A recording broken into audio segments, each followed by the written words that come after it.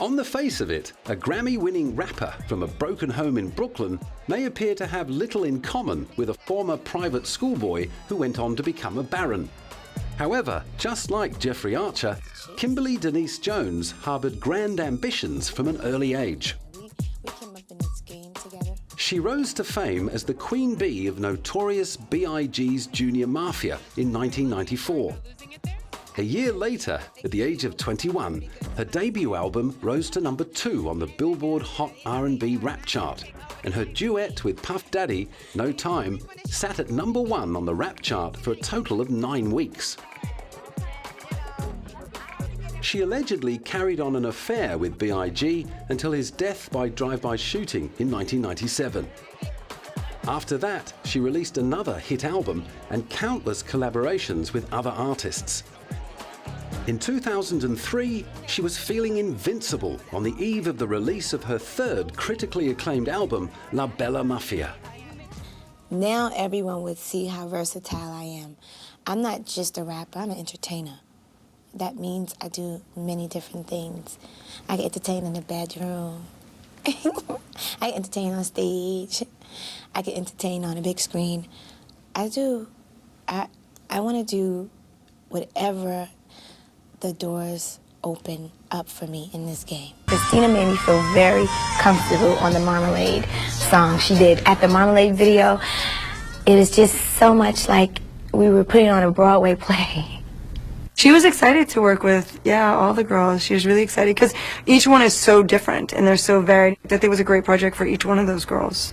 When you have perfectionist women working on the same set, you get very focused on what you're doing, and you get very closed in a little bit on what you're doing because you don't want to mess up and make the other girls look bad. Be like, Christina, dressed like a whore.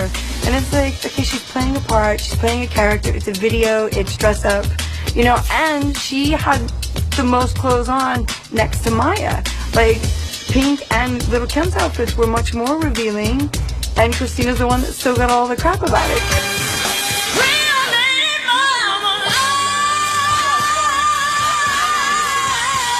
I think our adrenaline was so up there that we were all like nervous, not nervous in the sense of shaking, but nervous like, we just want to put on the best show that we can never put on.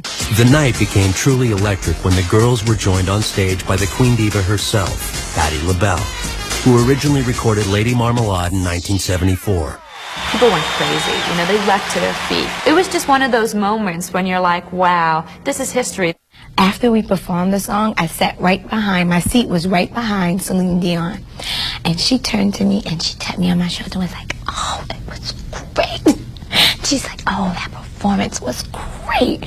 And I was like, thank you, this is Celine Dion. And my girls right here, thank you guys so much for making it great. Yes. She wanted to show us, I'm growing up and I have this dirty, raunchy style. Whether you're gonna have to take it or leave it, And it's not that I'm abandoning my popish style. I want to give you a combination, and I want to be able to do it all. Can't hold us down. The song's about the double standard and what is fair and what's not fair, and how society looks at men and what's acceptable by men, and how society objectifies women. Rapper Lil' Kim added her voice to the mix. It was a very women empowering songs, right up my alley. Can't Hold Us Down is a great example of stripped of what she wanted to put out there with this album. She is what it is. She's still selling multi-million records with this album. So as long as she's true to her diehard fans, I think your diehard fans is the ones you cater to anyway. Everyone else doesn't matter.